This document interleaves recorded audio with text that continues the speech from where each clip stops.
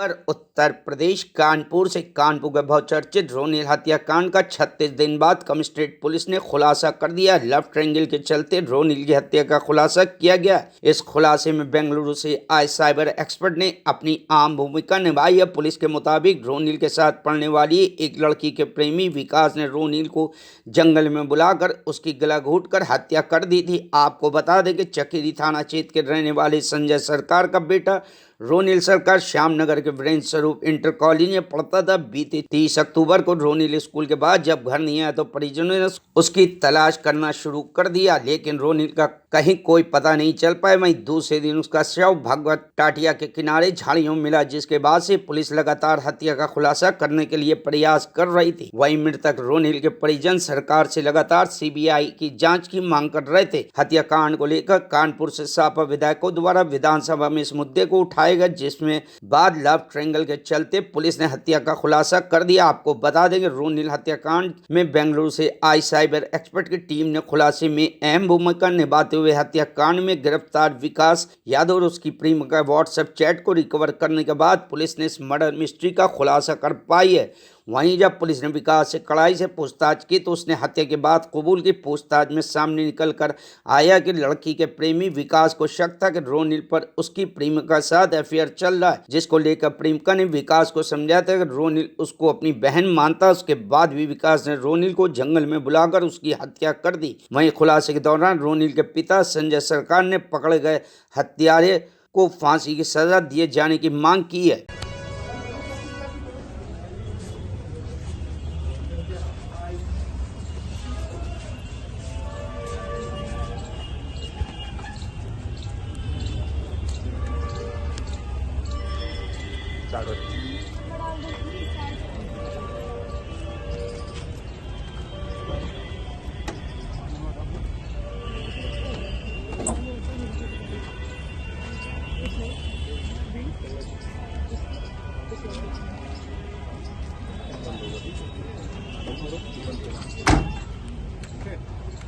क्या कहना है? अभी तक जो इन्वेस्टिगेशन हुई और इन्वेस्टिगेशन में मैं खुद सामने मौजूद रहा, जो उसने बातें कही है और घुमाने की कोशिश की हुई, क्रॉस इंटरप्रिटेशन हुआ है, लड़के का अलग हुआ, लड़की का अलग हुआ। तो उन सब बातों से जो उसने बातें बताई है उससे तो हमारा तो अभी जो लाइन ऑफ एक्शन बिल्कुल परफेक्ट लग रहा है। आप क्या चाहते हैं कि ऐसे जिन्होंने इस तरह का अपराध किया उन्हें क्या सजा मिले? सर, फांसी से कम कोई सज़ा नहीं होनी चाहिए और दूसरा कोएड एजुकेशन जो है वो बंद हो जाना चाहिए, क्योंकि जब भाई बहन के संबंध को लोग गलत निगाह से देखते हैं तो ये घोर कलयुग आ गया है। नहीं, पुलिस पूरी मेहनत करे, पुलिस के हम बहुत बड़े शुक्रगुजार हैं और बल्कि मैंने साथ रह के जो इनको टेक्निकल फॉल्ट आ रही थी या जो चीज़ आ रही थी वो मैंने 2 दिन रह के मैंने वो सारी चीज़ समझ ली। देखिए, आप सभी जानते हैं 25 अक्टूबर को एक दुर्भाग्यपूर्ण घटना थाना चकेरी क्षेत्र में हुई थी, जिसमें वीरेंद्र स्वरूप स्कूल के 12वीं के छात्र रोनिल सरकार पुत्र संजय सरकार, इनकी डेड बॉडी मिली थी। वो घटना घटित होने के उपरांत जो भी अभियोग पंजीकृत हुआ था उसके खुलासे के लिए पुलिस निरंतर प्रयास करती रही है। ये एक ऐसा केस था जिसमें कानपुर कमिश्नरेट की पुलिस ने एक चैलेंज के रूप में लिया था। हम सबका प्रयास था कि इस केस का खुलासा बिल्कुल सही होना चाहिए।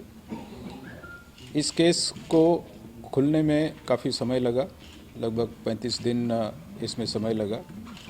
रोनिल सरकार के माता पिता, विशेषकर उनके पिताजी श्री संजय सरकार जी का भी इसमें पूर्ण सहयोग था और उनके द्वारा हमारे जो प्रयास हो रहे थे उसमें हमसे कंधे से कंधा मिला के सहयोग दिया है।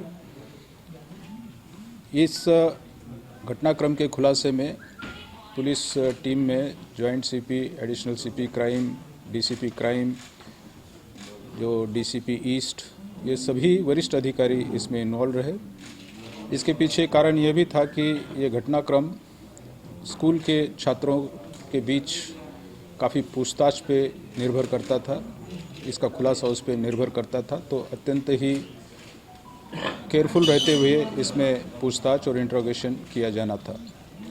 लेकिन कानपुर कमिश्नरेट की पुलिस का पेशेंस, रोनिल सरकार के माता पिताओं का सहयोग और हमारी जो टीमें इसमें लगी थी उनकी पूर्ण निष्ठा और लगन के फलस्वरूप आज कानपुर कमिश्नरेट की पुलिस इस ब्लाइंड केस को वर्कआउट करने में सफल रही है। यह केस ऐसा है जिसमें पूछताछ के दौरान बातचीत से बातें निकलने से ज़्यादा डिजिटल एविडेंसेस और वैज्ञानिक तरीकों पे अत्यंत ही बल दिया गया था और उन्हीं तरीकों से इसमें पुलिस को सफलता भी मिली है। इस विवेचना में क्या क्या कदम उठाए, क्या क्या डिजिटल एविडेंसेस हैं, इसके बारे में अभी विस्तार से आपको मेरे साथी अधिकारियों द्वारा बताया जाएगा जिन्होंने इस केस पे कार्य किया है। इस केस में एक विकास नाम के लड़का है, वो भी उसका नाम प्रकाश में आया है। इसके खिलाफ पुख्ता डिजिटल एविडेंसेस हैं, उसका डिजिटल फुटप्रिंट भी है। इसी के आधार पे इस केस को वर्कआउट किया गया है जिसके डिटेल्स इसमें बताए जाएंगे। जो भी टीम इसमें लगी थी, मैं सभी अधिकारी जो इसमें परिश्रम किए हैं उन सभी को हार्दिक बधाई देता हूं और जो हमारे अराजपत्रित अधिकारियों के दल इसमें लगे थे उनको भी मैं बधाई देता और उनको मैं पुरस्कृत करने की भी घोषणा करता हूं।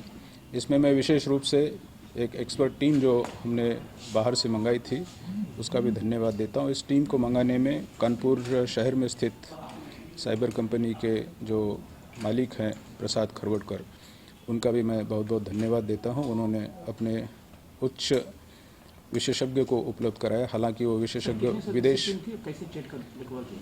विदेश में थे, इसलिए भी इस केस में एक हफ्ते हमको इंतज़ार करना पड़ा है। विदेश से लौटने के बाद वो सीधे इस कार्य के लिए कानपुर आए। उन्होंने जो मोबाइल फ़ोन्स थे जिसमें कुछ चैट्स डिलीटेड थे, वो डिलीटेड चैट्स को रिकवर करने की हमारे पास कोई सुविधा नहीं थी। उन्होंने इस पर अथक परिश्रम करके वो चैट्स रिकवर किए हैं। अभी भी कुछ कन्वर्सेशंस है जो फुल्ली रिकवर नहीं हुए हैं, उस पर वही एक्सपर्ट टीम काम कर रही है, कुछ सॉफ्टवेयर्स प्रोक्योर कर रही है। उसके आधार पे विवेचना प्रचलित रहेगी और भी एविडेंसेस इसमें जुटाए जाएंगे। मूल कारण क्या है कि हत्या जो ये अभी आपको मोटिव, जो इस घटना के पीछे मोटिव था, घटनाक्रम था, जो अभी प्रकाश में आया है, उसका पास्ट कंडक्ट और घटना के दिन के आसपास का उसका कंडक्ट, इसके संबंध में जो भी एविडेंसेस हमारे पास हैं वो सभी आपको विस्तृत रूप से बताए जाएंगे। जॉइंट सीपी साहब से मैं अनुरोध करूंगा कि ये विवेचना के डिटेल्स इनको प्रदान करें।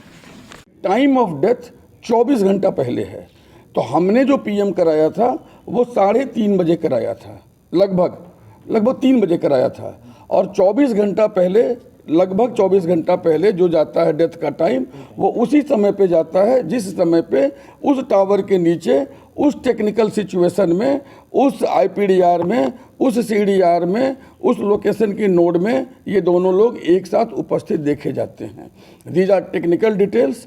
उनके बातचीत, उनकी पूछताछ में तमाम चीज़ों को हम लोगों ने ये भी देखा कि चूँकि स्कफल हुआ है और उनके हाथों पे नाखून के निशान भी थे। इस लड़के का नाखून पहले बड़ा बड़ा रखता था, लेकिन बाद में इसने नाखून कटवा दिया था। इस लड़की ने, जिस लड़की जो जुवेनाइल गर्ल है, उसने 2 तारीख को इस लड़के को ब्लॉक कर दिया। जब 2 तारीख को उस जुवेनाइल गर्ल को, बिकॉज उस जुवेनाइल गर्ल को पता था कि ये अननेसेसरी डाउट करता है और ये हमेशा सिचुएशन ख़राब किए रहता है, इसी वजह से उस जुवेनाइल गर्ल को अपने व्हाट्सएप के डीपी में उसको अपने राखी बांधते हुए रोनिल को अपनी फ़ोटो लगानी पड़ी थी और ये फ़ोटो उसने लगाया था। और जिस दिन हम लोगों ने ये फ़ोटो देखा था, उसी दिन number of frequency of call और राखी बांधती हुई फ़ोटो से हम एक चीज़ पे पहुँचे थे कि कहीं ना कहीं कोई एक व्यक्ति है जिसको इस बात का डाउट है और जिसको ये राखी बांधता हुआ फ़ोटो लगा करके ये लड़की बताने का प्रयास कर रही है कि नहीं, ऐसा नहीं है, ऐसा है। तो उस चीज़ को भी हम लोगों ने अकाउंट में लिया और हमने ये देखा कि 2 तारीख के बाद एकदम से इनकी चैट ख़त्म हो गई है, कोई बातचीत नहीं है। यहाँ पे जो बड़ा इंटरेस्टिंग फैक्ट है वो ये है कि लड़की चूँकि इनोसेंट है, वो 2 तारीख को जो कॉल हुआ है, कन्वर्सेशन है, वो डेफिनेटली इनके बीच का कन्वर्सेशन है जिससे लड़की को पता चल गया कि इन्होंने वो काम किया है। इसलिए लड़की ने 3 तारीख को अपने सारे व्हाट्सएप चैट पहले के डिलीट कर दिए हैं, लेकिन लड़के ने अपने व्हाट्सएप चैट सेलेक्टिवली डिटेल किए हैं और ये इसलिए हम कह रहे हैं और कह सकते हैं क्योंकि जो लड़के की मोबाइल से व्हाट्सएप चैट हमने रिकवर किए हैं, जून महीने तक के हमने रिकवर किए हैं। अब तक हम जून तक का रिकवर कर पाए हैं और हर महीने की हर तिथि की व्हाट्सएप चैट में सेलेक्टिवली डिलीटेड है। जो एक चैट हमने रिकवर किया था जो 6 जून का है, जिसमें किसी की हत्या की प्लानिंग की बात है, हालांकि हम आपको वो चैट नहीं दे सकते क्योंकि वो मैटर ऑफ एविडेंस है, लेकिन हम ऑफ द कैमरा आपको। Bureau report, news hub Bharat.